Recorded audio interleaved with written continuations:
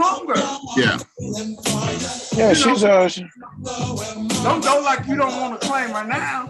You were claiming her the last time she was on the show. I ain't got no problem. That's T-Town. That's Tulsa, born and bred. Hey, I'm just saying. Well, I think. I'm just happy because Vance took down that nonsense that was behind him last time. I'm gonna bring him back. I'll be switching like they do. Go back and switch outfits. I'll be switching backgrounds. I'll be going from this place to that.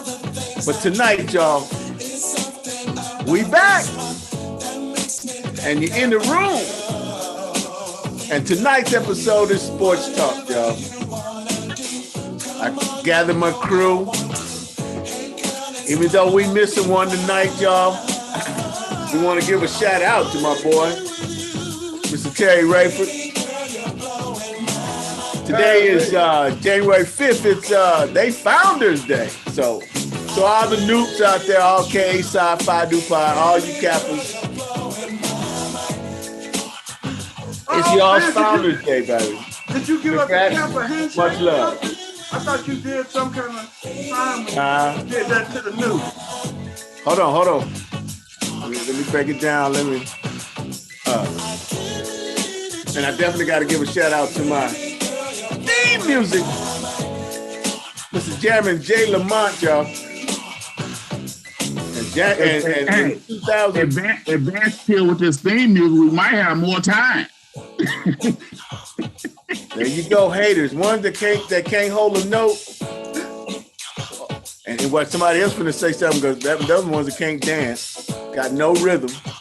A 30-minute show turns into a 40-minute show because we got a 10-minute long theme. 10-minute intro. There's some haters, boy. You look at all them people behind you yelling at you, talking about check this stuff out so we can get started. Now they talking about let's jam, let's do it, B. You got Jammin' J. Lamont.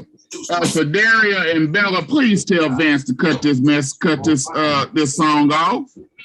They gonna tell you no. They prepping right now. What's up, y'all? This 2022, baby. Yes, sir. Let me go and turn Jay. We'll be back with you, Jay. It's our first show of the new year. What is that? 2022, man. Hey, we all made it on the other side, y'all. So let's make this new year popping. And so tonight is Tuesday night. We're in Sports Talk. Want to welcome everybody. And you already said we got some people tuned in, huh, Jeremiah? Yeah, so Daria and Miss Bella Black. All right. Well, hello, ladies, and appreciate y'all tuning in.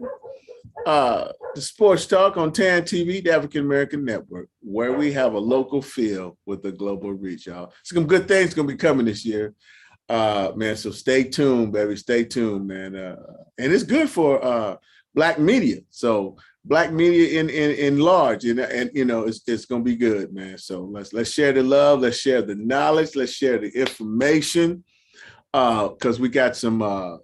You got your state and you got your local, state, and federal. What you call them? Come on, y'all. Running for office. Yeah. COVID testers? No, I ain't talking about the elections, baby. It's time.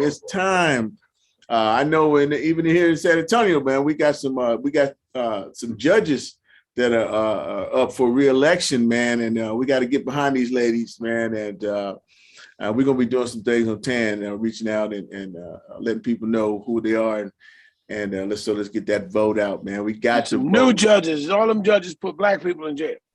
Yeah, but these ladies doing great work, man. So and matter of fact, it was something miraculous for them to get in and what they did. So once they're in, let's keep them in, and let's just check them out. So Phil, oh man, well, I had me a Lethal Weapon moment when I said that, man. Remember the scene in Lethal Weapon when they was there and the girl and the prostitute's house blew up and the little kids was around and they said, Mama said police kill black people. Is that true? Yeah, is that true? Is that true? Hey, what's up, man? But it was great. Miss Bella said you sound very choppy, Vance. Do I sound choppy? Yeah, Vance is a choppy guy. Yeah, she said you sound very choppy, so I don't know if. Okay, well, let me see. Let me work on it.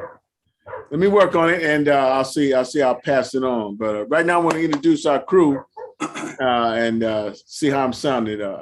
Jeremiah, representing that Midwest, the host of the Two Dog Sports Show. Y'all show some love for Mr. Jeremiah Watts in the house. What's up? Happy New Year! Happy New Year! Yeah, we're gonna stay Midwest all the way through this one. Moving down to my co-host of In the Room, representing LU, Langston University, Oklahoma, Mr. Philip Townsend in the house.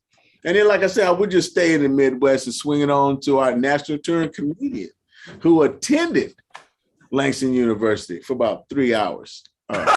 3 lovely, glorious hours. He's still right now finding out where you buy your books at, man. Where you buy your books at? I ain't buy no books. Yeah, girlfriends for. Well. So, all right then. So, fellas, man, it's been crazy. Let's talk a little sports. It's been crazy, man, in the NFL, and it has been. I saw what Jeremiah you posted on the thread, man, about AB. Enlighten me, because I'm sure Phil and Mark probably up on it, but no, I'm not. The latest. Tell me the latest. Yeah, you're gonna love this, Phil. And you guys can chime in too, baby. According to AB, he released a statement today. Man, who dog is that, man? That's 2 dogs. we thought you was doing dog tracks behind your set. That's those dogs behind you. Be careful with the mic, Jeremiah, because you're a little bit muffled. Can y'all hear me now? Yeah, still a little Try not to. He released a statement today. Stay right there. Through his lawyer, saying that Bruce Arians in Tampa Bay was basically trying to pour salt on him. The information that they given out is not necessarily true. He said that he had a hurt ankle. He said he went and did an MRI, and it showed that he had some ligaments pulled from the bone and some bone spurs. He will be getting surgery. And so he said he told them that he couldn't go back in the game, which I do understand. It's different between jogging and you trying to run and cut and everything off on an ankle. And so he said the reason why he took off the shoulder pads was because they said he was done. He was done as a Tampa Bay Buck. So he said he's not supposed to give them no free publicity by wearing their jersey and stuff. So he said he took off everything that was Tampa Bay. He didn't take them pants off. It didn't have Tampa Bay on it. It was black pants with a red stripe. It said Tampa Bay. He probably would have took it off. But he said that's why he left, because they said he was done. He was no longer going to be a Tampa Bay Buck. So he said, okay, and left the field, which, Phil would have did the same thing. Phil would have took off that muscle shirt and everything. And, if they told him he fired, if Vance tell Phil right now, Phil, you off the show. Phil be gone, he wouldn't sit around. So I understand that what AB doing, So my thing is, if it's true, then everybody need to say, because he said he take on that field, playing on that field seriously. He said he know he got issues. He understand that he had problems, but don't judge him from his past. He still deserves some respect as a man. So he said, hey, and I feel, hey, if it's true, everybody needs to say, okay, I'm sorry, the man ain't crazy. He was just doing what he needed to do. He ain't had no meltdown, as people want to say that he had. That didn't happen. I know people that had meltdowns. He ain't had no meltdown. He just left. Yeah. Okay, Mr. Good, because we ain't gonna give him that excuse about mental breakdown now. So that's what it is. So my thing, if it's true, and he has to go get surgery and everything, because he said they shot him up with some painkillers that the NFLPA had made a statement saying that be careful about these type of painkillers that they shot him up with. So, my thing is the NFL, they have video, they have audio. They need to release the video and audio. That's what people need to ask. And like they did with the police, the NFL need to release the video and audio because they have it all on the sideline on what was said, what went on, the whole nine, and they need to release the audio and the video. Chime in, co-host. Let me hear what you got to say, Phil. So again, I love it when people are going to discern what is a breakdown and what is an anything, as if things don't happen in varying degrees. I've seen meltdowns that happen just like Antonio Brown. No, I'm talking about from talking to social workers and some psychologists and stuff. They don't like them saying that he had a mental break. I can tell you right now, from talking to psychiatrists, that's exactly the thing that happened. See, let me tell you what the thing is. He might have had a mental breakdown in sports terms. To you people, not in real world terms. Sports term, real term. Except you're still the person in the game. Now, as I tried to tell you, no, I don't want to get into this yet. I got to save that. I got to save that for free-for-all. So that's all you got? That's all you got? I can't talk about Antonio Brown because I got to save it for free-for-all. This is the question about it. Yeah, you go ahead and okay. Are you yielding time? Because I got something to say. Oh, well, Mark, go ahead. We're gonna let you stay in. Mark, go ahead. Hey, you break down right now. Answer questions. Because I got something to say. Allow me to break a little bit down here. Okay, Mark, there you go, brother. You had the floor. Let's go with this. He says, first of all, I'd like to express my gratitude to the Bucs fan. Now you sucking up to the fan. Won't say you fan to me. I got you. Bucs helped me return to productive football after I had difficulties that could have ended my career. Doesn't, I got you. He goes through some other stuff. Yeah, they went to Super Bowl, whatever. I make mistakes. I'm working on myself. I have positive influence around me. So he knows he's doing stuff crazy. He knows the image he's put himself out. Because if your only problem is that they tried to force you to go in with a hurt ankle, you ain't working on yourself. You're standing up for your health. Nothing to say. You ain't got to make no excuse about I'm working on myself. That's the first piece of crap right there we're going to go with in there. Because of my commitment to the game, I relented to pressure directly from my coach to play injured.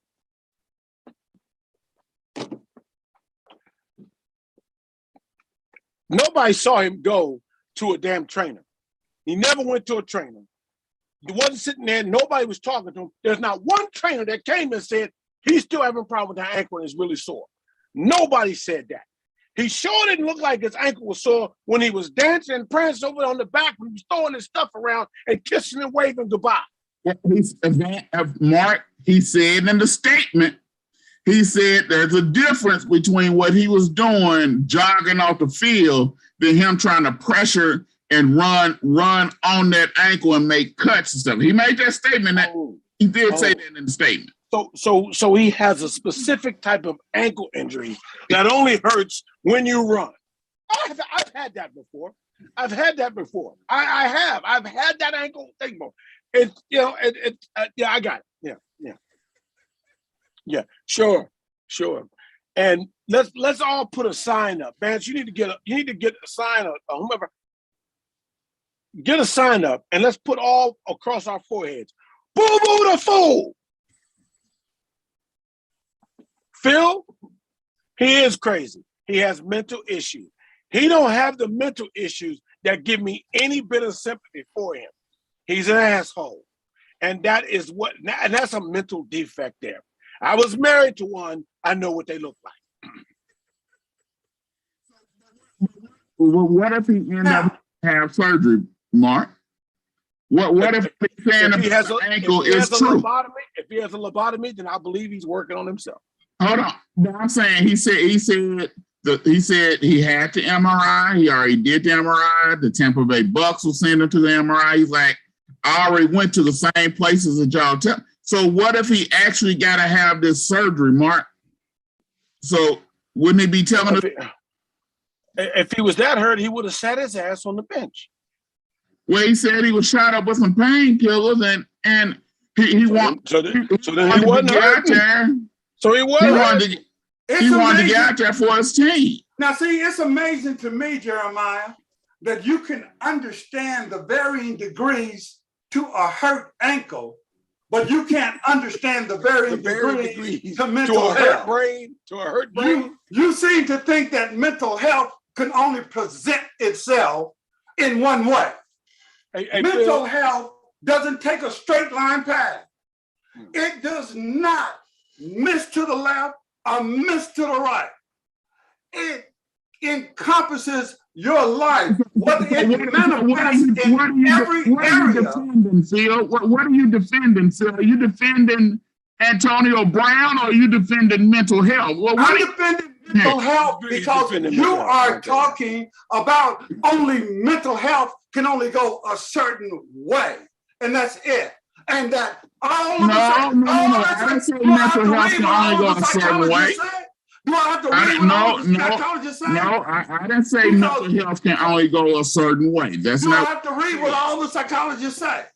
That's not what I said, Phil. I didn't say mental health can only go a certain way. No. I didn't say nothing like that.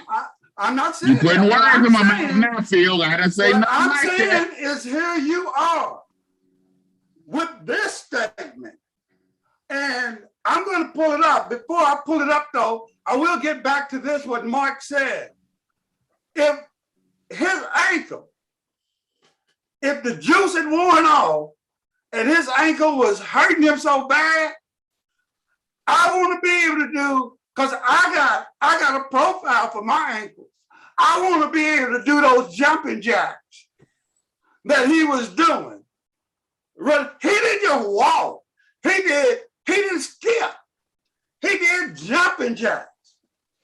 Let me tell you. And they were sliding jumping jacks. Let me tell you something. The only thing that is hurting on Antonio Brown is them lies that he's telling. Because them lies is horrible. He can't even lie good. I just said the statement that he made through his attorney. I understand that. But he's had 2 whole days to come up with some good crap. And this is the best he got. He certainly did he get an MRI before or after he went to the next game? He got it after he came out of the game and sat on the bench. He said he went and got an MRI on Monday. What? So he didn't know before the game that he had all those things wrong? Let me do this. I'm gonna say this to you, and I'm gonna say this before you feel. And here it is. What Prince said it right. When you're up at that doctor in Beverly Hills, you don't want a doctor. Everything will be all right. Don't ask him how much time you got left. Ask him how much is your mind you got left. Because in this life, things are much harder than in the afterworld. This life, you're on your own. And if the elevator tries to take you down, go crazy and punch. But I'm going to tell you, this is how you know that there's the behind the scenes thing. You all know I have been on the Bucks and Tom Brady for using Antonio Brown. Mm-hmm. You know, Use them the for their Bucks cause. ain't using Tom Brady. The Bucks are using Tom Brady, and to use Tom Brady, he came with Antonio Brown. Yeah. Well, again, the Bucks are the one who's controlling the situation. But the Bucks are doing it for Tom Brady. I'll let you have what I said.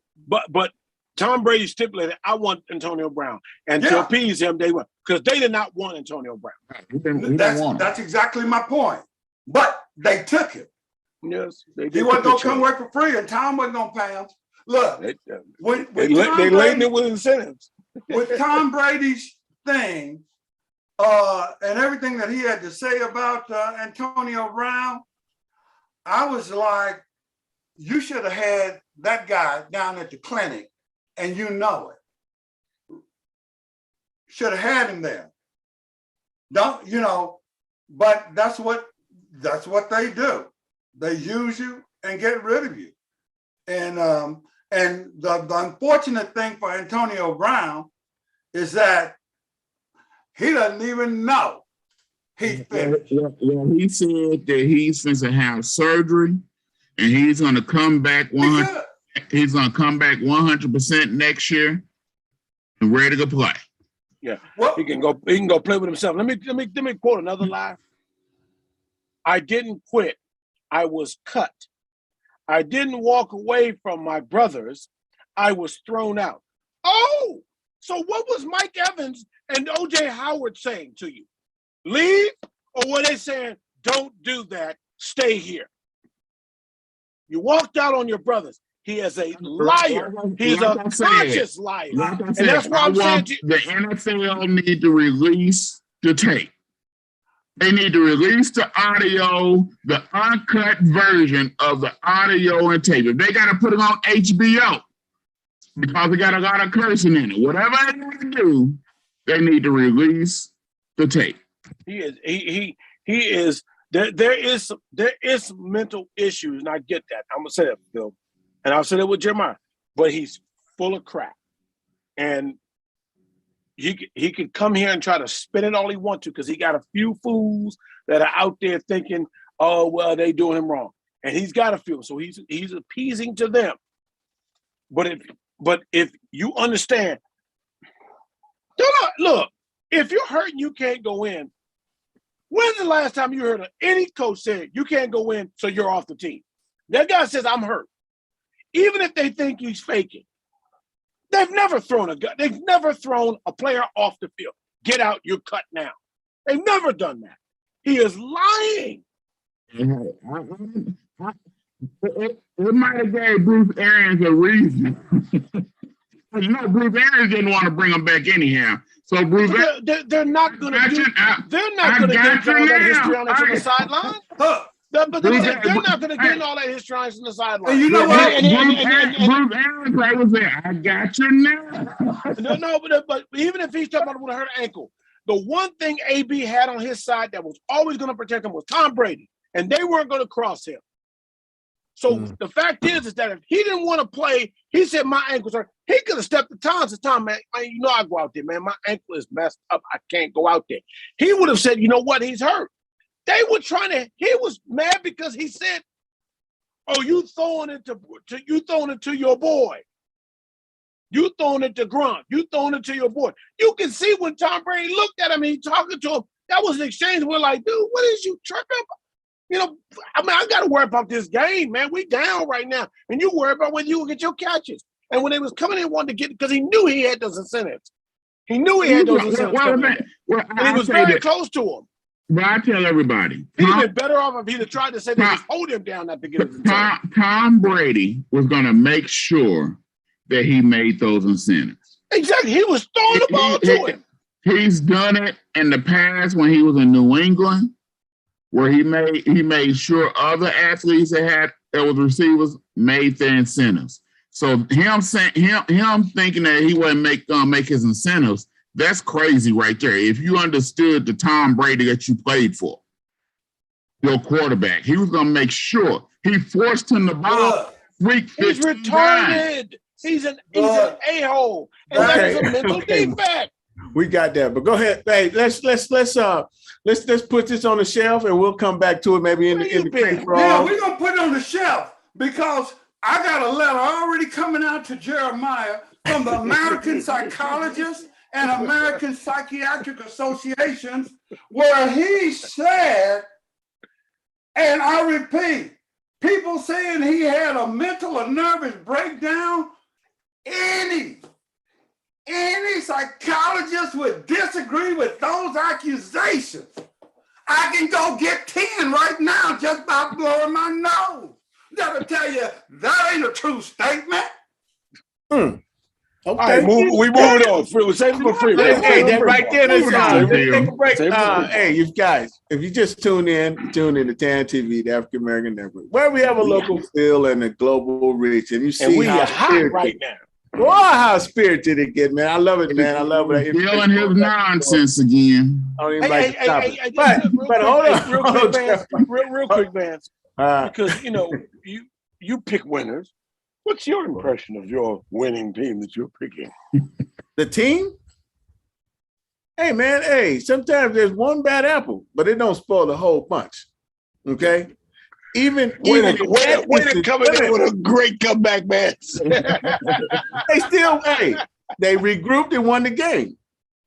So, but my main thing though is, I just hope AB, man, we can't let it. There's, some people say it wasn't, but whatever it is, let's get this brother some help, man. Because a lot of us that's in the public eye, we got the talent, and that's all they worry about. But I just hope he gets some, get some help and get straight and get back. Cause when he was getting help, man. He said he's getting help. And nothing he's saying can tell us he can't, and that's nothing. So, there need to be an intervention and go on and make it happen, man. So anyway. Let me say this in the last words of that just passed away, Max Julian, when he played the Mac. Stick yourself, Tony. All right, Mark. That's my prescription for Antonio Brown. And with that, y'all, we're going to move into our first favorite segment of the night, man. And matter of fact, I just noticed one of our crew members out, Terry. What we said, man, right on, Terry. I know it's y'all's Founders Day. I already said that, K-Sci. But we have an ample stand-in, somebody that's going to fill them shoes today. Oh, he's drinking wine. He's gonna go for a long time. No. So we're not. Y'all thought he was talking crazy earlier. Oh Lord, here we go. But Phil came up with a real good one, man. It wasn't. He said we're not thinking outside the box. But what we doing, Phil? What'd you say? I don't know what you're talking about, Vance. Well, we got my main man, Phil, that's going to stand in for thinking outside the box with T-Rex. Philip Townsend, what you got for look, Jeremiah, for you, I am going to keep this extremely short. And look, you may think that Terry is on because this is really going to be outside the box. I'm listening to the news, which I'm always doing. And I hear this family talk about their father who had gotten his vaccines and all, went to the hospital, with COVID, and because of his compromised immune system, he needed more advanced treatment. Well, what two different surgeons ended up telling them is that the hospital was basically full with unvaccinated people, and therefore he couldn't get in. Now, I'm just going to be Terry and reach out and say, if you haven't been vaccinated at this stage and the vaccines are there, then guess what? It's time for them to walk up to you. I don't care if they're drawing straws. You get the short straw, you leave. And somebody who's had their vaccinations gets your bed so they can get that treatment. Now, if you're a Black or brown person, you might want to think about getting your vaccination, because when they're looking around to see which unvaccinated people are going to get thrown out so a vaccinated person can get in and get the advanced treatment, look no further than your hand. because it's going to be you. And I will tell you right now, you better rush on out and get those vaccinations while you can.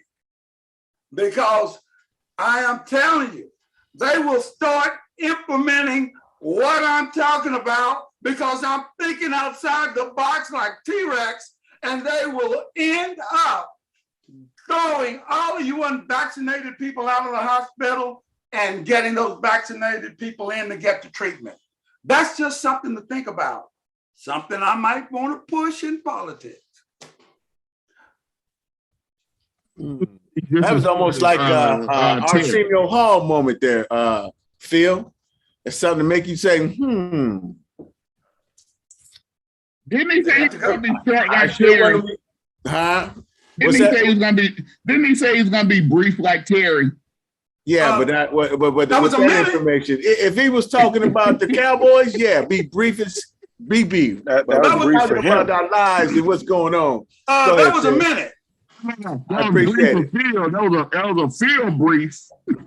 That was a black person's minute. Yeah, man. Make you say, That's all. Thank you, Phil, for that. So let's move on, fellas. So let's go from AB, NFL, and let's go on to hardwood. What's happening right now, man? I guess it's just, it's all about these individuals, these characters. But hey, y'all know they done let Kyrie back. He's playing with the Nets part-time, which they said he wouldn't. So, fellas, what do you think about Kyrie's return, and do you think it's going to work out? I'm going to start with you, Mark.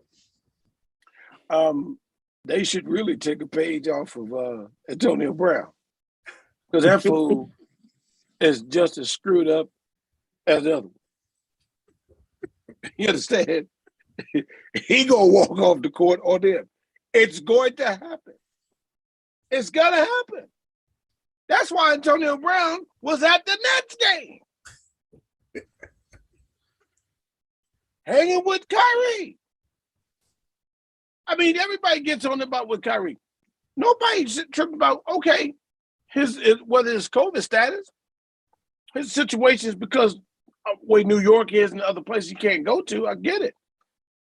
But Kyrie has been making up reasons not to play and act different and be the odd duck, not talk to his team, not show up for games, not be there for games, and come up with all kinds of things. Well, I get these paid days off, so I mean, what? But this is going to be fun. It's going to be fun. KD, when you can actually be a real leader and some man don't pull you where you want to go and you start telling people what you want to do, then you probably can really win something. Because I still tell you, that Golden State stuff, y'all can try that if you want to. You had to go to another squad to get yours. You had to go to a ready-made squad to get yours. Well, you're going to start a lot of conversation with that one. Okay. So what you got, Phil? Look, he temperamental too. Talk to us, Philip. No, Mark pretty much said it, but I think that they're going to do well with Kyrie. But again, I'm disappointed that the Nets folded. They looked like they had something. Oh, I can't say that. Looked like they had. Now I can't even think of a good word for it. But they looked like they were men. If you understand my point, what I'm saying. They looked like they had things that made them a man.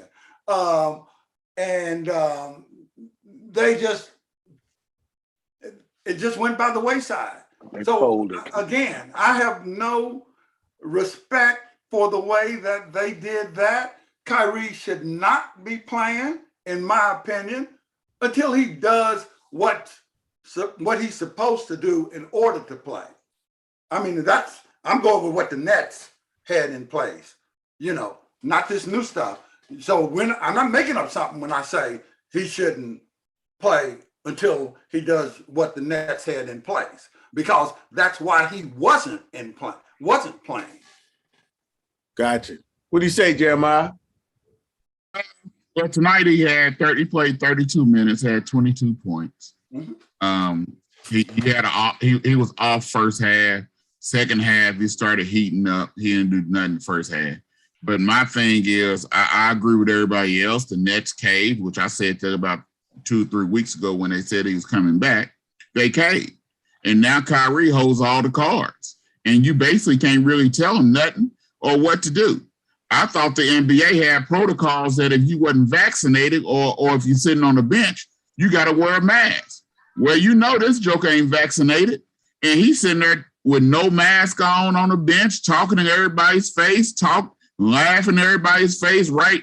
He right up, I'm talking about right up in their face. And I think something wrong with his teammate that's allowing this unvaccinated joker, and you ain't got no mask on to breathe in your space. Yeah, he on the sideline drinking wine and eating. Why are you not telling him 6 feet? So, you know, Kyrie right now, he holds all the cards. There's nothing the Nets can tell him because they gave in to him. And he might finish the rest of the year. He might finish the rest of the season. He done had the whole first season over almost 40 games off, so he might finish the rest of the season out. I still don't think they're going to win anything with him because you can't have no part-time player. You go to the playoffs, he might be able to play 2 games, miss 2 games, play 2 games. You can't play basketball that way. You got to have some kind of continuity or something. So, you know, by them letting him come back, I think it's going to hurt their chances to win a championship. Quiet as kept, and I have a very good source that I talked to personally. They believe he's the missing piece. Yeah, the organization believed it. They wanted to go ahead. Well, I won't say all of them, but there was some in there, including the person I know. Feels like we would be better. I really would rather have Kyrie with this bunch. I'm like, yeah. They Mark, Mark, they will thrive. Like Bella about as bad as you, Mark. Bella said she said she wouldn't feel sorry if COVID take them out. Hey, man, Bella. Hey, Bella, that is not. We don't wish those kinds of things on people. No, but I tell you what though, Jeremiah did say something. Okay, you know, Jeremiah did say, hey, you know, how you can't win a championship because you know he may play half of the games, but you look at it. The problem is he can't play the games in Brooklyn, in New York, right? Can't play in Golden State neither. Okay, well, and he can't go in Toronto. And the thing is, the playoff games, you gotta play home games. So but in the playoffs, on the Cats on the road, that's when they really need the help when they in other people's home court. Vance, they're going to be a top seed. So guess what? They're going to have more home games than the other team. They're going to have 4 to 3. But just think if they win those ones that on the road, if he come in and help them win on the road. Do you think that there's not necessary for continuity for them to play consistently together and have good continuity? Because that every once in a while type thing. Mark, when you play ball, man. Once you get that flow, and if he's playing, they'll know how to adjust with him. Vance, they will lose against the Milwaukee Bucks if he's only playing halftime. They need him the full series to beat the Milwaukee Bucks. Well, so they need him.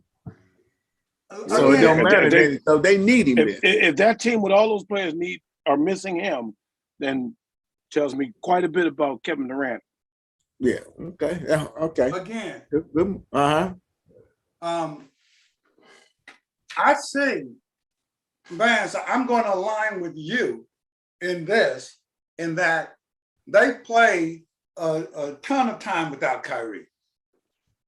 And these are going to be veterans playing. So it's not going to be somebody going into the playoffs and not having Kyrie for home games and being all on the what are we going to do. There are plenty of players that are going to play well for them. They've got a lineup that will play well for them at home. Without Kyrie. But again, I'm still in the mix that Kyrie is a positive to that team versus a downfall to that team. I just don't believe that Kyrie's a reason that the team would. Yeah, he's gonna be a positive. He's gonna be a positive, all right. Yeah. Now, anyway, that's not saying that they would win, because what are we going to say when they lose when Kyrie plays? I'm gonna say look, he is a talented player, no doubt about that. He's not a winning player. Yeah. His teams that he leads suck. Well, if you listen to all the Bron haters, they'll tell you that Kyrie won the Cleveland championship. Of course. What is happening when Kyrie comes, Harden takes the back seat. When, to me, Harden should not take the back seat. Well, Harden rolled. Kyrie should take the back seat. Yeah. I don't think Harden necessarily takes a back seat. I don't necessarily think that's a back seat. When I say the back seat, he's not that scorer he normally is. I think Harden should continue to be that scorer. If it shows, it makes a big difference with them when Harden is scoring than when he's not, even when Kyrie's on the floor. I mean, but the thing is, to me, is I still, even though he played a little bit better, his scoring never works when it comes to playoff time. Look, so you're not working on it. This is supposed to be what Kevin Durant is supposed to do. He's supposed to run all of that. If I didn't know better, I think that Mark, you, and Jeremiah, I think y'all think that you're talking about Russell Westbrook.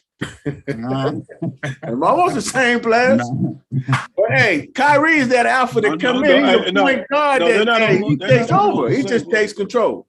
And Harden just some cats just got to back up. But anyway, we'll see how it play out, man. It could be a new thing, and if it is, I don't know if it's going to open up the Pandora box, but we're going to see what's happening, man. So that's what makes sports is. They got to play the games. So Vance, are you now picking the Nets now? Because I know you. I still got my Bucks. You really don't have a team. The NBA champions, who I picked, Mark. You like to jump ship. I know it hurts, baby. Boy, it hurts. I ain't never see me jump ship, baby. This is my jumping days. You don't have a ship. All you do is jump from port to port. No, sir. I just pick winners. That's it. That's what you're supposed to do. You pick them after they win, though. Pick winners. Just like after they win. It's like you pick them after they win. No. Vance hop on whatever train going his way. I picked. Hold on, Jeremiah. When did I split? I picked in the beginning. So tell me, y'all back that up. Hey, man. Y'all got this out there floating. I picked from the beginning. I picked Tampa Bay from the beginning. I picked the Bucks from the beginning. What are you talking about? You picked them from the beginning this year, not last year. Last year too, where they won it. Hey, Vance, this is Wednesday. I picked the Cardinals to beat the Cowboys. No. Look, I'm going to tell the truth behind this. Vance this year picked the Bucks and the Bucks from the beginning. Vance last year, when both of them won, Vance picked the Milwaukee Bucks from the beginning and the Tampa Bay Bucks just a little bit into the season. I'm saying to you right now it's Wednesday, and I'm picking the Cardinals to beat the Cowboys. That's the way Vance picks. Hey, Mark, come on. That's why I pick winners.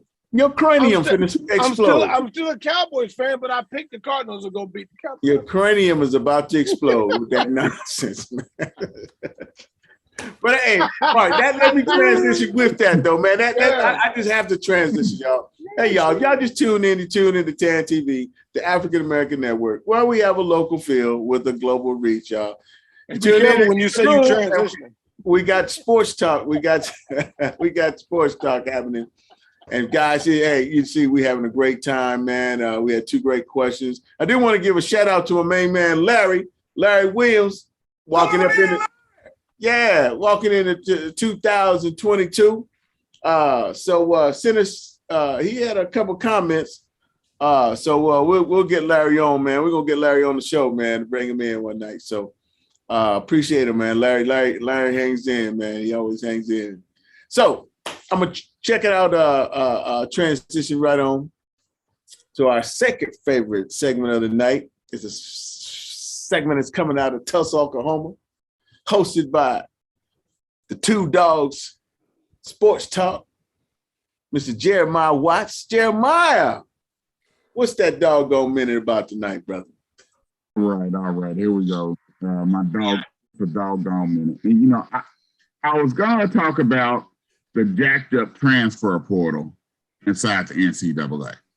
Then I was going to talk about LeBron James and him flexing on the raggedy, sorry Sacramento Kings. Wanting to flex on some good team, not the Sacramento Kings. That's like Phil flexing on. That's like Phil flexing on Mighty Little Rat or something. You know, flex on something that's competitive. But because Phil talked about someone need to find somebody and go get vaccinated, I have a perfect person they need to go to. There's a teacher in Rhode Island that's giving vaccinations allegedly to students. So if you need a vaccination, go to Rhode Island and look up that teacher that was allegedly giving vaccinations to 17-year-olds. Now, my problem is with this is I have so many questions with this. For one, why a 17-year-old at his teacher's house? That's the first thing. What is really going on here? They didn't have no books. So you tell me what's going on. 2, why in the world the parent allow their 17-year-old to go over to this teacher's house by themselves? And then when the 17-year-old come home, they not worried about what him and the teacher was doing for say. They upset because they said that she gave him the vaccination at our house without their permission. Good on heads. She shouldn't have had a vaccination from the start. Why did she get the vaccination through it, Moderna? Then they said they don't know which vaccination they gave. You know? That is so crazy on so many levels. But I had to talk about it. I wasn't going to say nothing, but Phil led me into it. And so I had to bring it up because if anybody need a vaccination, just go to Rhode Island. They allegedly got teachers that are giving vaccinations at their house. She got arrested. Is that what she called it in Rhode Island, vaccination? Yeah. She got arrested for doing something that wasn't her profession, in a sense. That's why they arrested her, because she gave a vaccination and that's not her profession.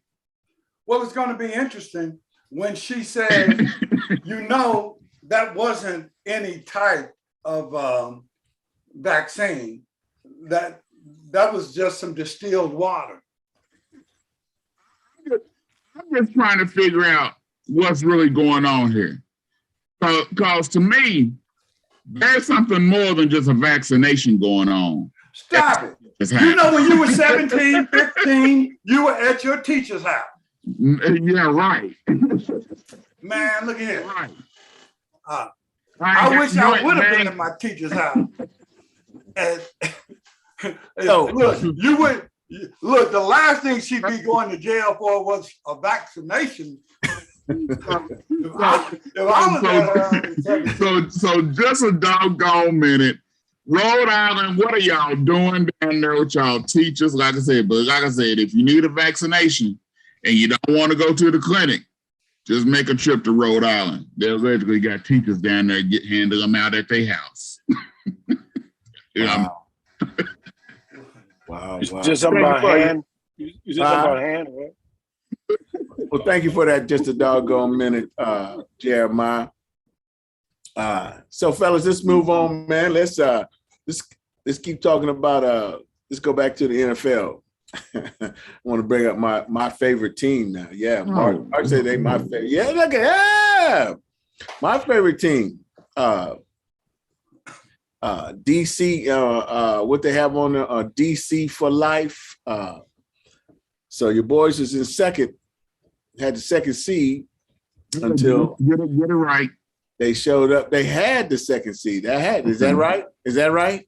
Yeah, we had second seed. They had the second seed. Okay, then, baby boy. Until they went to the Cardinals showed up with a little quarterback from Texas, pretty much owns the AT&T Center over there in Dallas, in Irving, Texas. Little Kyler. And my thing was, I tried to get Phil because he has predicted the Cowboys to win 12 games and win the East. I think he added that too. Then okay, and but I wanted them to to see if the Cardinals were going to let them win their 12, but we see that they didn't. So the Cardinals put on a show in Dallas. So and Vance, sir, I'm going around the field here. I'm pulling the field. Phil said they were going to win 12 games. He didn't say it was going to be regular season or playoffs. So incorrect. We had regular season. No, that's not true. That's not true. Did. No, we didn't. No, we didn't. He got to win 12 games. Thank you, Jeremiah. And Vance knows it because Vance and I talked about it last week. And Vance said that about the 12 games. And I said, Vance, how many games are in a season? I said, and Vance said 17. And I said, it's the season, not the regular season. So they will be in. So thank you, Jeremiah, for knowing what I was talking about. Hey, I'm starting to be around you enough to figure out field talk. Field talk. Yeah, that's field talk. You got how many games they won, though? How many games they won? They won 11. They ain't got the 12 yet. They'll be there. They will. And if they get 12, is it going to mean anything? Yeah, because it means I got it right. That's what it means. Can I go? Can I go now? Yes, Mark. Let's hear what you got to say about the DCs. Again, we can talk about the Cowboys, but I get it. Everybody's worried about them because everybody said in the beginning they weren't going to do them. They're just going to lose here and there. But now every time we play, everybody has a conversation about them. You were ready to try to anoint them to the Super Bowl or try to get us to say they were going to the Super Bowl. And I said, we're waiting for games during the week. They lost the game. They shouldn't have lost that game. But it didn't come with it. And they put some defensive stuff on Dak where it showed Dak got a little caught out there, wasn't ready for what they were doing. And that's on him.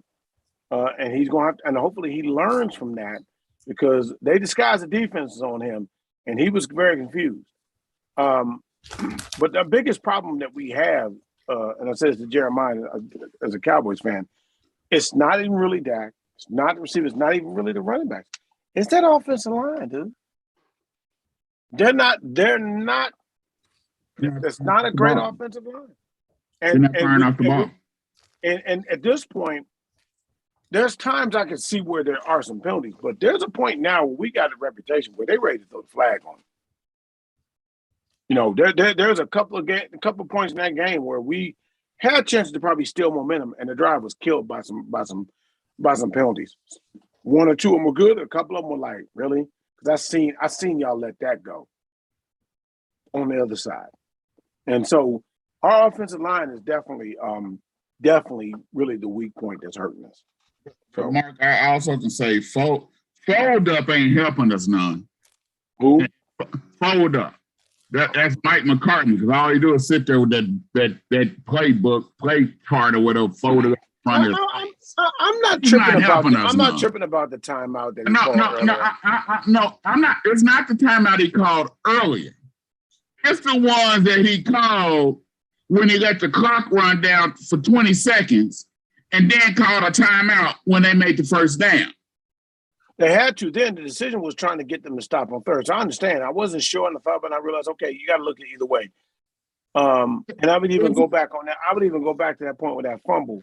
That referee had his mind made up. He was going to say that boy was down and never really looked at that. And I agree that was the other thing too as well. I'm just trying to figure out, most coaches is not supposed to call timeout on first down. Go ahead and they had to at that point because they had to slow down for 3 more steps down. No, they didn't. You got to understand, the play before that, he let the clock run for over 20 seconds and didn't call no timeout, and Arizona ran the clock down. Then when they made the first down, you call a timeout. Right. I think they were looking to get a stop on that play to not let them get the first down. Had they stopped them and they didn't get the first down, because it would have been third down, I think they would have called timeout then. That's what I believe the strategy was then. That's what we believe the strategy was. Because you had to cut, when they got the first down, they had to call timeout. But Mark, they got a first down, and then they made another first down. He called a timeout again. We're right next to the 2-minute warning. Right. But you don't want. But you're trying not to get the. There's a certain. To me, I believe it with coaches. There's a certain point you don't. But there's a certain point you don't want to be. They would have to hike the ball, Mark, before the 2-minute warning. Now, let them hike the ball, stop them. It's second down. It go to the 2-minute warning. You stop them on second down. Now you got a timeout on the third down. Why are you calling a timeout on first down? That if they run a play, they can just run a clock out anyhow. Right. Right, but I am believing at this point, because they had 2 timeouts. Feel me. I'm saying to you, I'm believing now.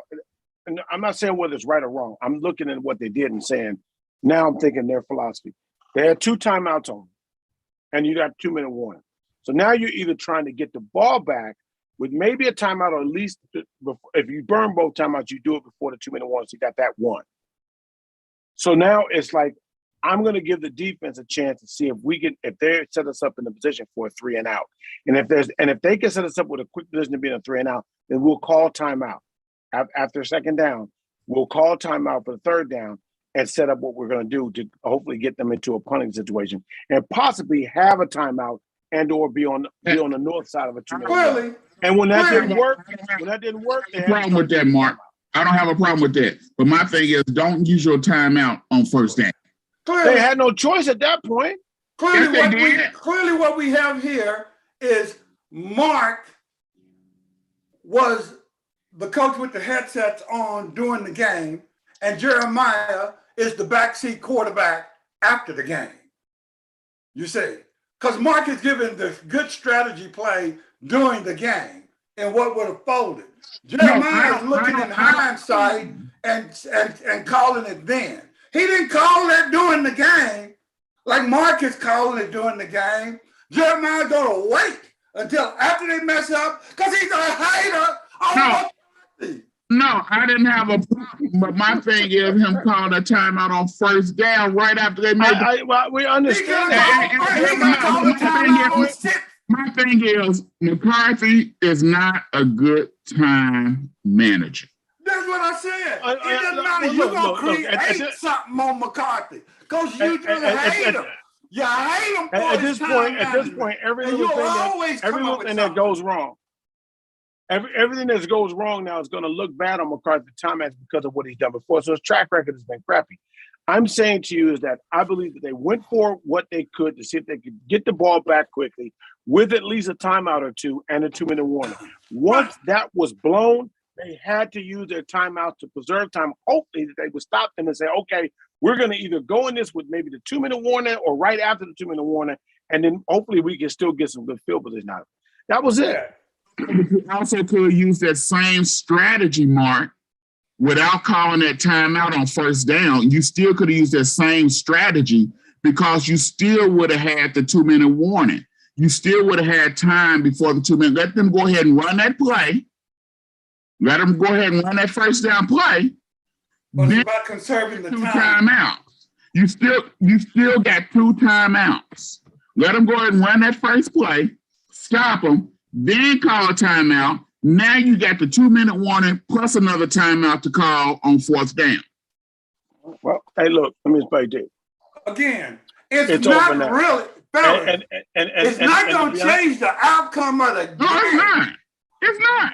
You know what I'm saying? And to be real with you, it's a friendly discussion between Cowboy fans. You stay out of it, Phil. Excuse me. I'm the one who predicted what Cowboys would do this year. No, I said fans, not predict. I said fans. I'm a Cowboy fan. I'm gonna say this to you. A lot of little things. The fumble killed us, apparently, but really the fumble wouldn't have made anything. We lose when Zerline misses field goals.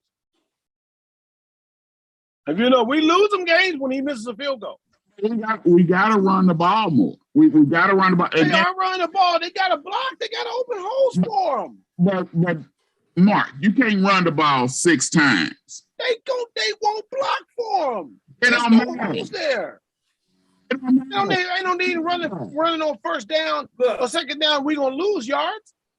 Come on, Vance, bring your behind back. Am I the only one that understands that part of Dak's play is because of that offensive line? Right. We're starting off slow. We gotta start. We gotta start off fast.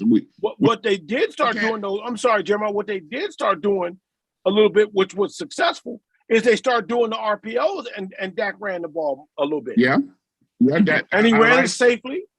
I like that Dak ran the ball more. For some reason, except for that damn fumble, he had to scramble then.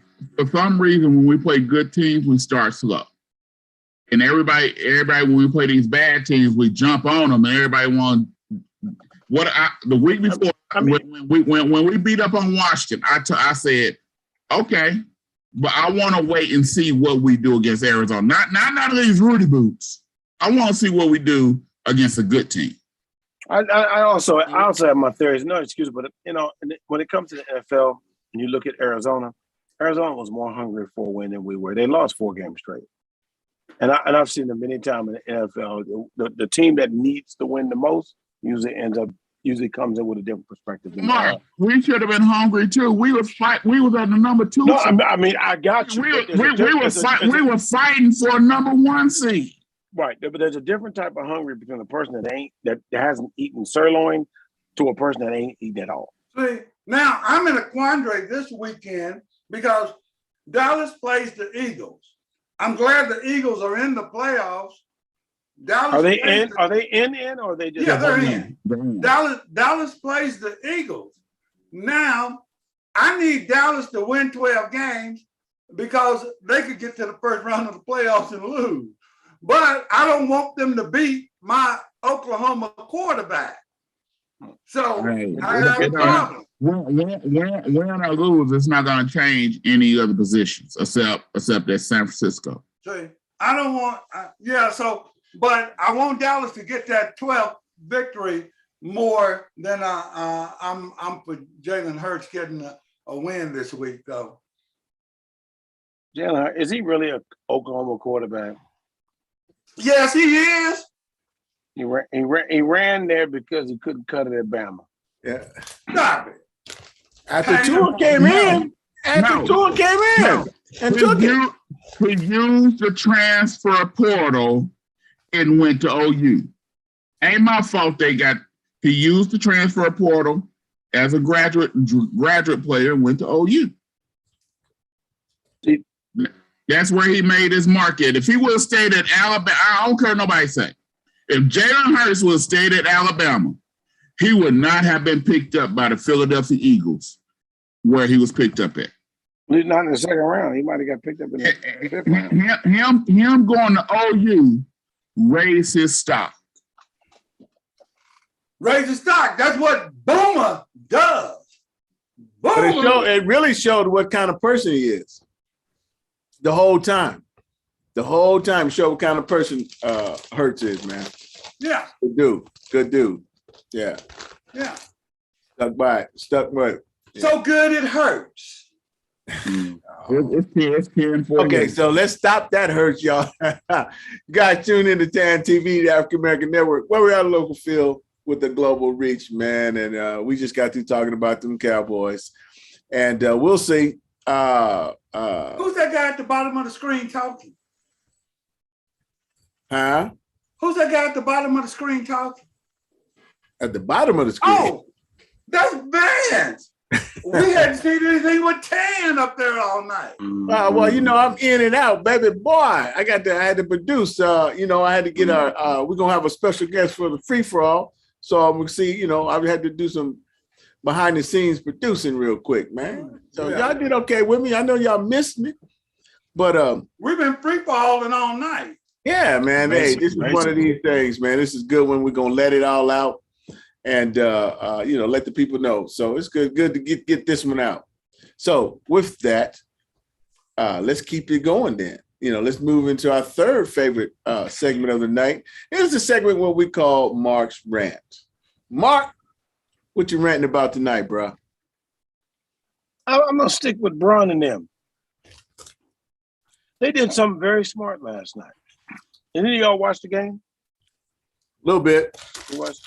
I watched the middle third quarter to the rest of it. And it had dawned on me as the game, they were up a bit and they came back a little bit and they started. I flipped back and forth and I watched it. And it had dawned on me in the last waning moments as the Braun was coming back. You know what you gonna say, Mark? Hater! LeBron was bringing the ball up, not Westbrook. They took him off the point.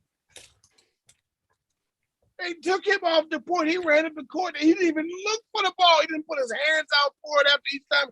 He went up the court. Braun said, "Get out. You're fired. Get out of point guard."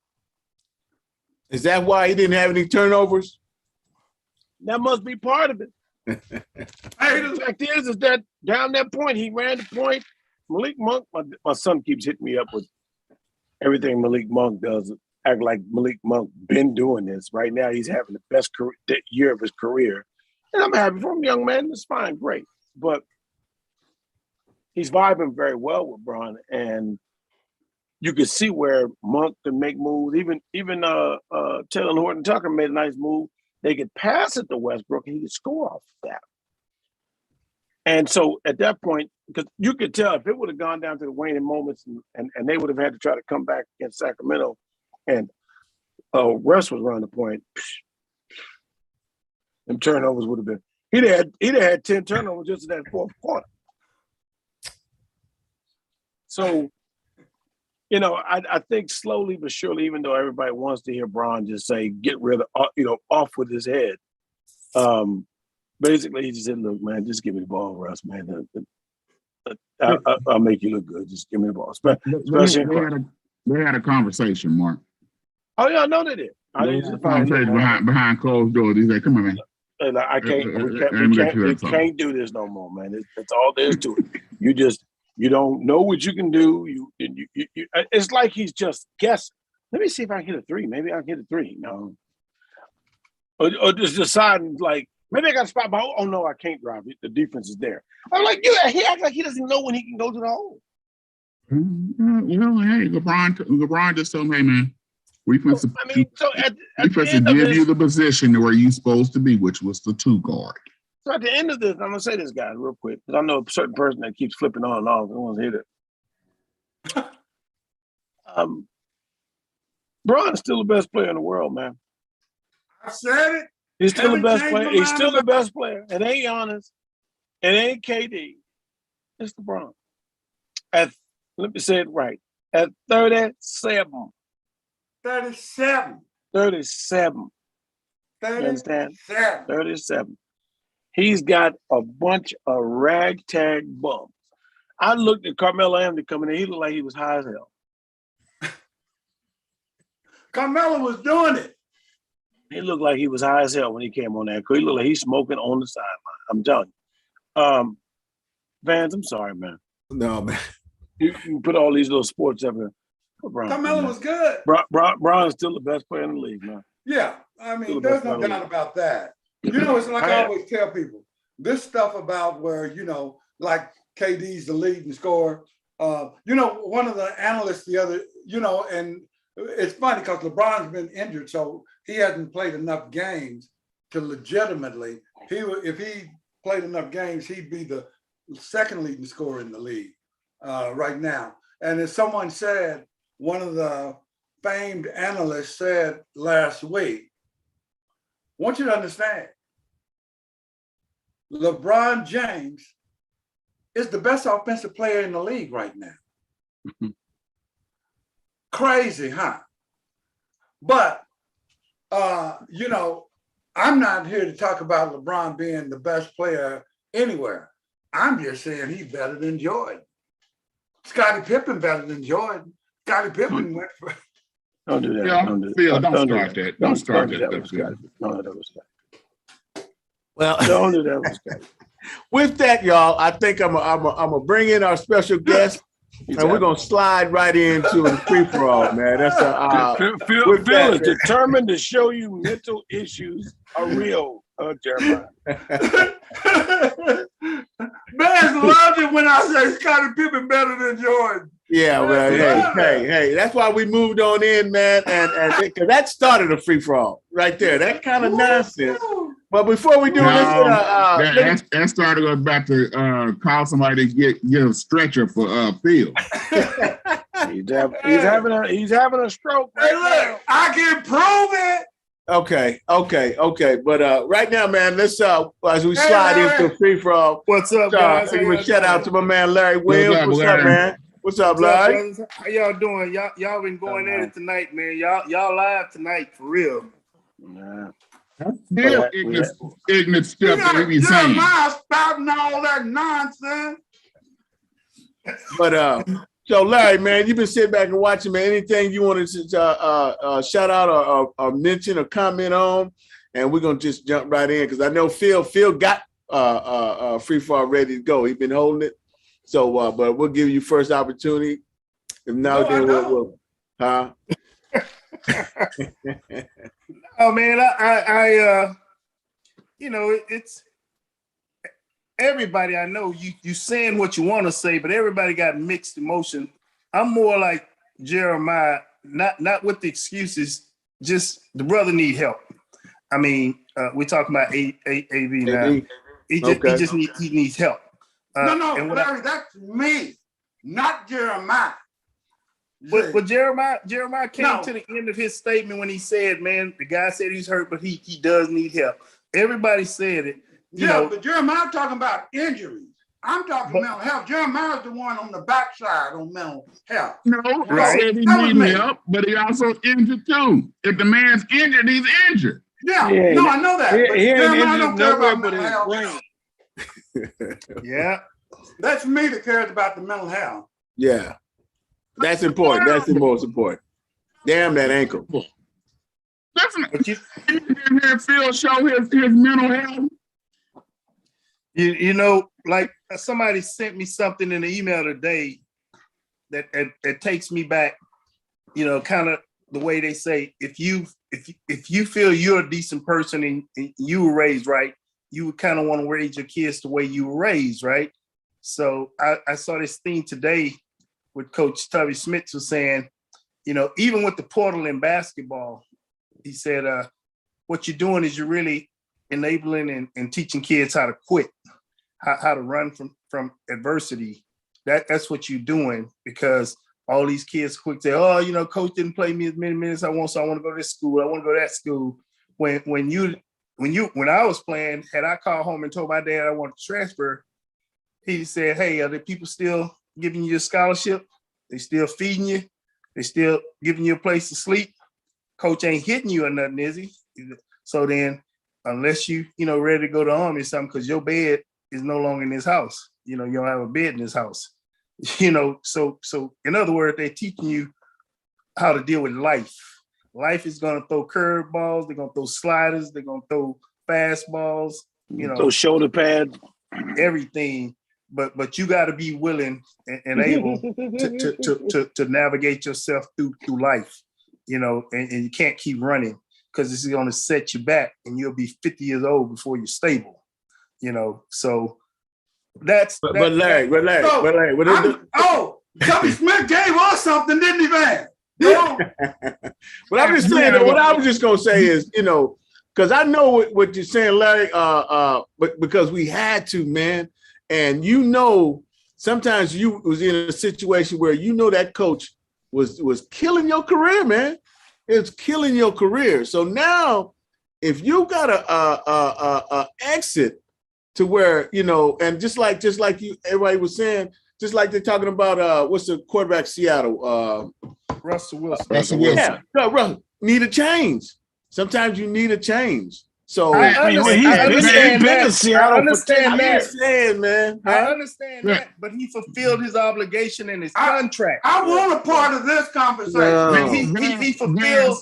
Hey, here's the thing that people got to realize, man. The young kids, no one put a gun in your head and said sign that contract. I hope you read it. I hope you had an attorney or someone to. You're talking about your scholarship. Same thing, scholarship or pros or whatever. Okay, okay. I just want to know where you at. Okay.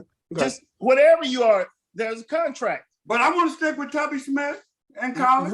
Read it, understand what it is, and then I understand in college. I can understand you moving more in college than you quitting in the NFL because money the same no matter what team you go with. Once you sign the contract, you go with the same amount of money. Well, let's keep it on Tubby Smith in college. That's my issue with the transfer portal. For one, right now, I was listening to sports radio. They got over 3,000 athletes, football players that are in the transfer portal right now. Correct. On the transfer portal, there is no rules, no nothing. They need to put some stipulations on this transfer portal. It shouldn't just be all free for all.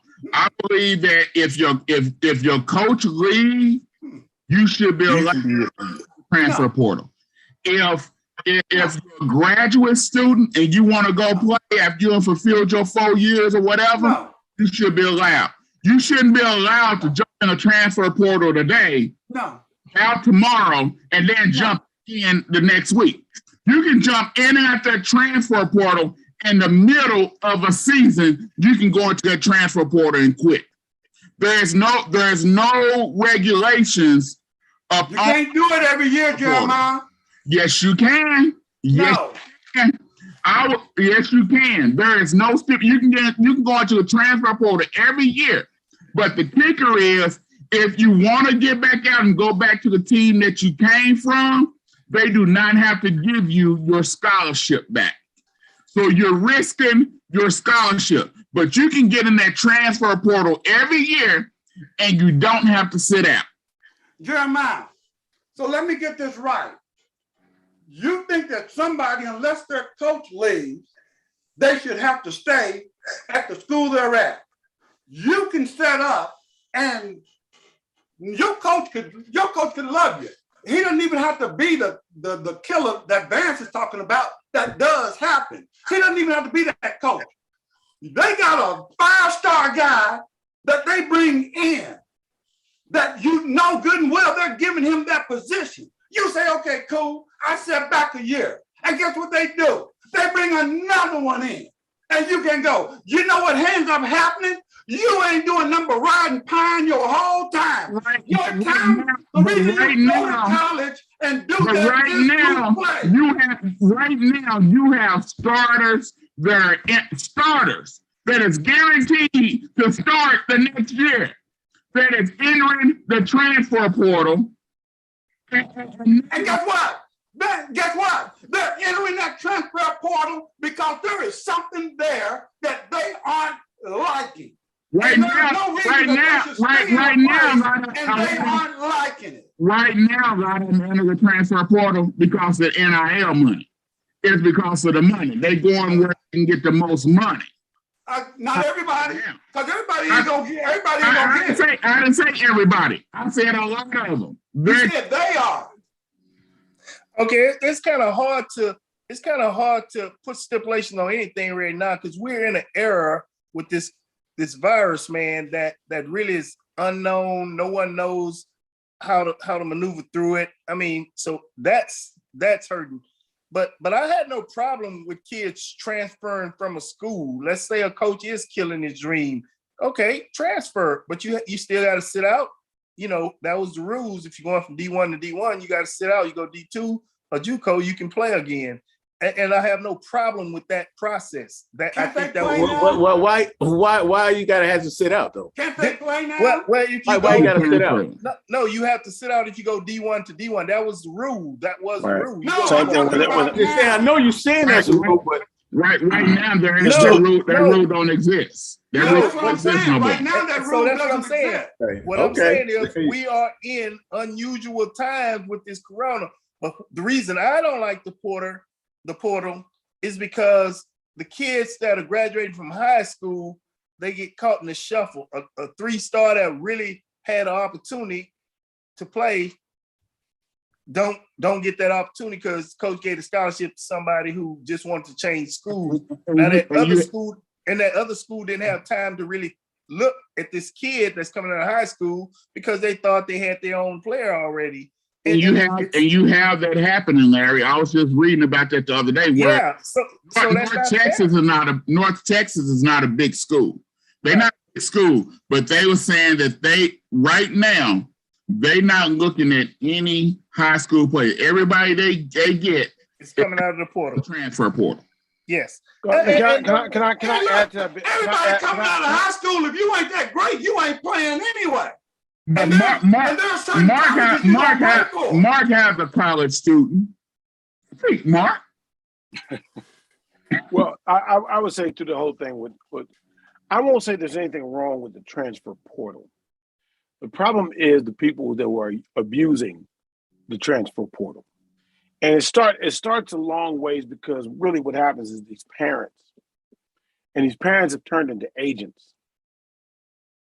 And these parents don't know a damn thing about basketball, don't know about no coaching, don't know about no playing. And they think that everybody has to have a brand. And I understand having a brand. I get that. I'm not here to knock that. But everybody was worried about their brand. And you lose sight of the fact of the forest for the trees. Because as I said this, and even though a couple of them are successful now in the league, they're not obviously where things were boasted by their dad, but the Ball family. You want to have a brand and start having shoes. They ain't done nothing for you to sell shoes. So you made a little bit of money off that, but this time of day, that money gone.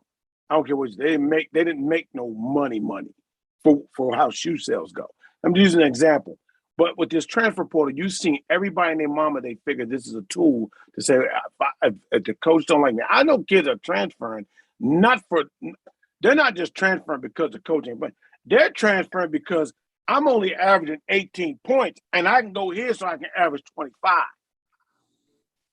I mean, that's college life. But I'm saying that's where all of that is filled up with for the most part. There's a reason, Vance, you have a good point. There's some situations where some kids don't fit. They don't fit in the program. They don't fit in the system. And I do agree, if you're going there for a coach and the coach leaves, you should have the freedom to go in. And they do that now. Because I know a kid I know that's at UNLV, and he's their best player, Bryce Hamilton over there. And when the coach changed, they had the coach say, hey, man, go ahead and go in the portal if you want to go. But he talked to the coach, and he stayed and he stuck it out. So you can use that, but the thing is, people are abusing it. And you're right, Larry. I mean, people are abusing it. And everybody feels like I just listen to people and parents feel, and they talk about the most superficial stuff. You're trying to improve your situation. because it's not about that. These are not the people that want to improve the situation legitimately. And there's some legitimate situations where people are trying to improve the situation. The problem where you're seeing 3,000 kids in the portal is that 2,500 of them, you know what? 2,500 of them, they thought they were D1 and they weren't. You know, Mark, part of that is that same ignorance Real, that comes man. about when people get out to go into the draft. And they were getting agents only to find out that they couldn't cut it. Well, So again, that's unfortunately for these kids, because really the most dangerous kid there is a kid between 16 and 21, because they're big, strong, and they think they know, and you can't tell them crap. And then the only thing they really want to listen to is somebody that's boosting them up and telling them what they want to hear. And the first thing they want to think is that, hey, you one and done. Remember when they was all these kids when they came up with the rule for these kids had to go a year of college, there was an influx of cats that kept coming out. But Mark, and them guys would not know. Jeremiah, his coach told him he was one and done. Jeremiah didn't understand that he meant he was no good and couldn't be on the team anymore. One practice it down. hey, but all being said, I'm not knocking it. The reason anybody goes into a profession or sport or go to college is because they want to make a living to provide for their family. So I don't have a problem with kids strategizing of how they're going to do it. Like I said, I have a problem with the fact that it's at the expense of a kid who busts his butt and he's a 3-star. So that's a good start to go to college, you know, and he could get a D1 mid-major or whatever, but he can't go because somebody that had 3 years and they kind of squandered it. Now they want to go to the school and take the spot for that kid who wouldn't have. He'd got better every year. And he would have, did what he was supposed to do. I would say to this, Larry, and I know we're talking with college coaches. They're going to take a player that has more experience, that has college experience, because that's what's trustworthy. They'll take a JUCO player. They've got some level of experience in college over a kid in high school, because unless they are a bona fide 5-star, I got you. It's a crapshoot. So he's already proven. He's already proven. So they're going to go with the proven quantity. And I get that. I don't have a problem with the transfer portal. I just say there needs to be some stipulations on it. Right, and that's what I'm saying. Oh, yeah. It's something that was just put out there. It was something that was put out there, but they didn't think it through. Bill, Free Mandela. I would say this. I would say Jeremiah. Shackles on them cleats. Jeremiah, it's hard to put the type of stipulation that you're talking about on that, because it's free to do so. What is lost, though, is these kids don't have the right perspective. They don't have enough people that these kids don't have enough people that will tell them they won't tell them no, and they won't tell them like it is. They do, but they won't tell them straight up. You're not. I listen to kids, man, when we tell them, look, dude, you're not this level. And their parents like, oh, he's hating. I'm coaching your son. I'm looking out for him. But you want to tell me I'm hating on him for what? What does that hurt me as a coach? If you go to a D1 school, you make me look good. They like we'd be at a D1 school if they had a better coach. You can go back to the rules of saying that on certain criteria, it's like in high school. You can switch schools, but you still got to sit out. But on certain criteria, you can apply for an exemption, and you will be able to play the next year. Let me ask you in high school, and there in Oklahoma, what's the sit out rule in high school there? That if you go to a school, I don't know. He sat out all the time. Stop that. they wish, but if you have gone to another school and you don't live in that district, a lot of times you got to sit out 1 year. Okay. Now, California, unless you apply for an exemption, and then they approve the exemption, then you can play the following year. Now you said football now in California here, because they done fought that. Actually, the funny thing is that Mater Dei has been cheating for years, and every time they try to catch him on it, they fight it and win it. So now they've all acquiesced to it. So if you don't show a real move and you transfer, football-wise, you have to miss the first 4 games, first 4 weeks of the season. For basketball, you have to miss yeah. So if your transfer is not straight, instead of a year, you only have to sell 4 games of football, 30 days of basketball. So when the season starts, say November something, then you miss pretty much the early part within the tournaments before we start playing league games. And that's it. So you ain't missing here. If you do it right, like when I transferred my son from high school, I can say it now because he didn't move. I just showed different addresses. He didn't have to sit out. Like I said, it just depends on the situation, because we have had players that's in high school that moved to another district and they still apply for exemption and didn't pass. So you don't have to apply. It just all depends on who you are. It all depends who you are. But my thing is, I think that you got to put some kind of stipulation. Is that if you go into the transfer portal, unless you apply for exemption and it get approved, you might have to sit out a year. Something has to be. It used to be here. Young people getting lost in the shuffle. Right. Most it used schools, to be here. Most schools have 3 scholarships to give each year. Most schools in Division One. You're talking about in basketball. You're talking about in basketball. I mean, three available out of who's left. Yeah, it is mostly the average is about 3. So what the NCAA could have did when they put that portal in place with all the money they making, they could have said, we're going to allocate you, instead of having a roster of 15 for this year until COVID is over, we're going to give you a roster of 18. But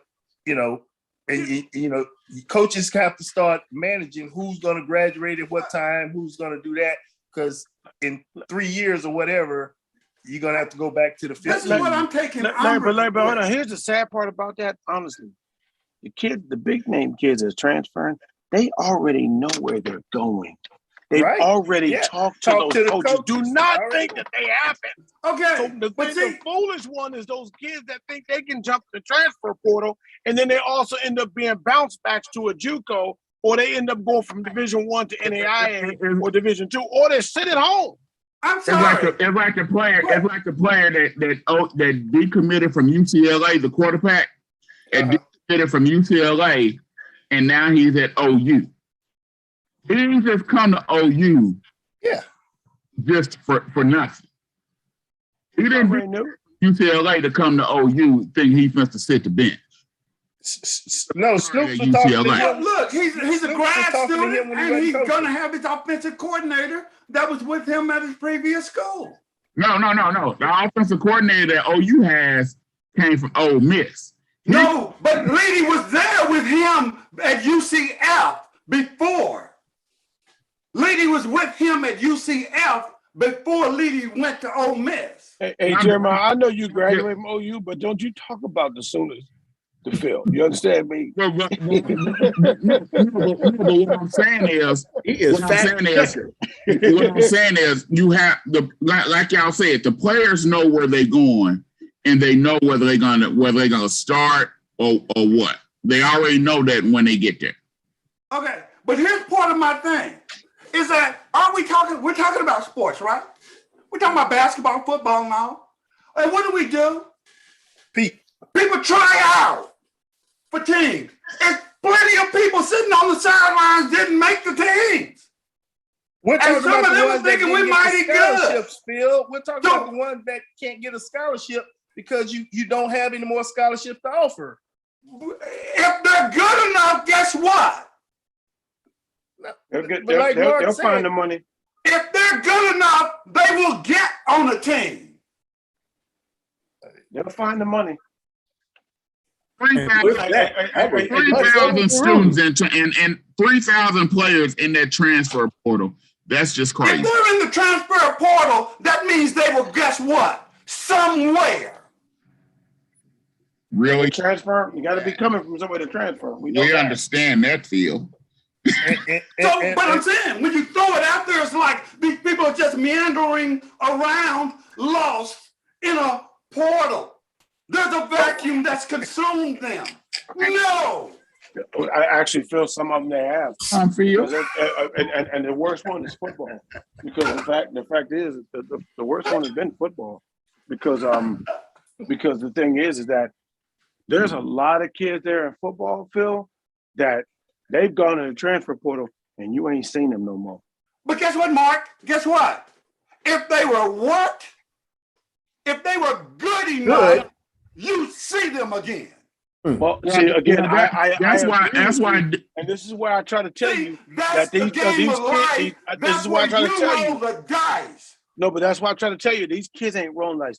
They are listening to their advice. They're listening to their parents. They're listening to people telling them something. They're this and the third. And they're not. That's why Deion says to get all these players. Or whether they're in Kansas City.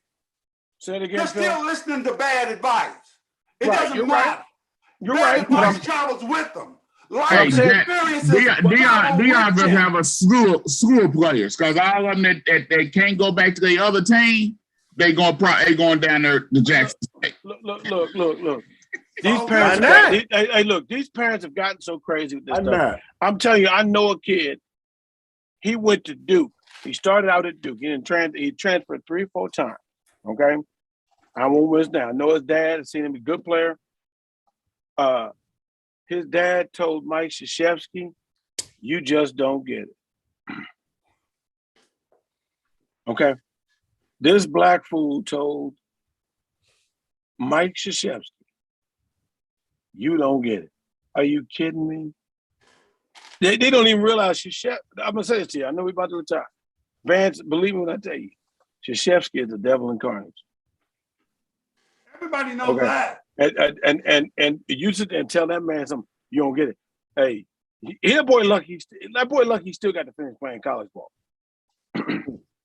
Hey, Bubba McDowell is the new Fairview A&M football coach, head football coach. So y'all play with the Oilers? Yeah, came from Miami. God, yeah. But McDowell. You know, I just found out something basketball wise. I saw a friend of my son playing there at Oklahoma, MacU. They were playing North Texas from Dallas. Josh Howard is the coach over there. Mike, I got a bone to pick with you. What? I got a bone to pick with you. And this is coming straight out of Jeremiah Watts' mouth. Right.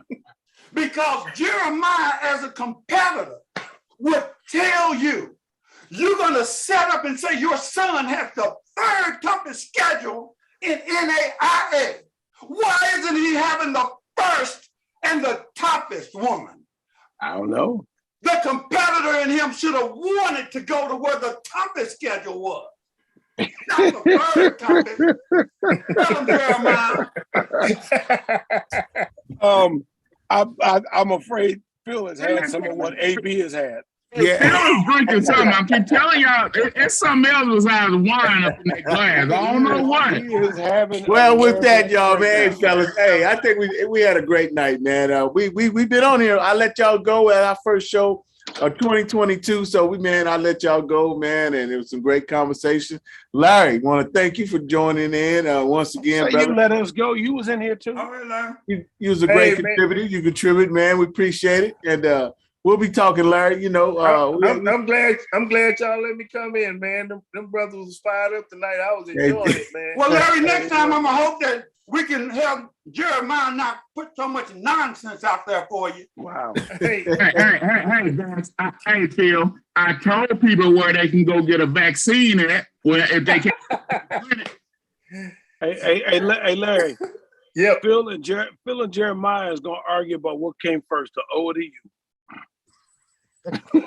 No, actuality is the U. It's called University of Oakland. See there, he was ready to argue right there. All right, fellas. Y'all be cool, bro. I enjoy yes, sir. We getting out of here, Larry. Appreciate it. We appreciate you showing up, man. Appreciate you coming, appreciate man. it. Y'all have a good night. Thank you. Appreciate it. Mark, Hey, y'all. son, Happy didn't New That's Year. going to conclude us tonight, y'all. Happy New Year there. The African American Network, where we have a local feel and a global reach, y'all. It's in the room with Sports Talk. I'm out with my guys, Jeremiah, Mark, Phil, and Larry. We out, y'all. I'm Vance. Peace out.